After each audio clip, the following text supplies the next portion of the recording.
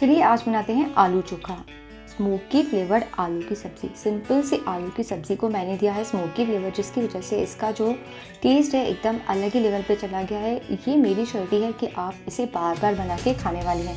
इसके लिए आपको लेना है आधा कप दही, एक कटा हुआ टमाटर, कैप्सिकम, एक थोड़ी सी ग्रीन चिलीज़ ऐड कर दें। इसके बाद थोड़े से मिंट लीव्स ऐड करने हैं। इसके बाद जिंजर गार्लिक का पेस्ट, बॉयल्ड आलू 2 से 3। इसके बाद हम इसमें ऐड करने वाले हैं थोड़ा सा चाट मसाला।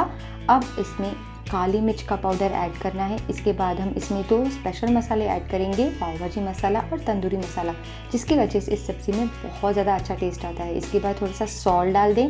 अब ये सारे इंग्रेडिएंट्स बहुत अच्छे से मिक्स कर लें। अब एक वाटी में लेना है लाइट चारकोल, कोयले को गर्म कर दिया मैंने। इसके ऊपर डालना है घी, ढक के रख दें तब तक जब तक हम इसका बेस तैयार कर लेते हैं।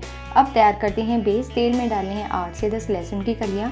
अखीर डालनी है क्योंकि मुंह में लगनी चाहिए, बहुत ज़्यादा अच्छा टेस्ट आता है इनका मुंह में लगती हैं तो।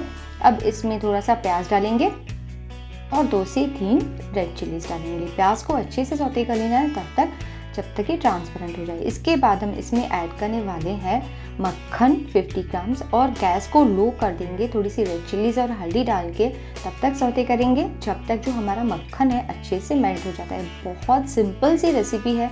मक्खन मेल्ट होने के बाद ये जो इंग्रेडिएंट्स हमने पहले बना के रखे हैं उन्हें बहुत अच्छे से इसके अंदर डाल के मिक्स करना है। अगर आपको इसकी कंसिस्टेंसी लगती है कि काफ़ी ज़्यादा गाढ़ी है तो ज़रा पानी या दूध से इसे एडजस्ट करें। गर्मा गर्म चपाती के साथ सर्व करें। रेसिपी अच्छी लगे तो वीडियो को लाइक एंड शेयर करना नहीं भूलें।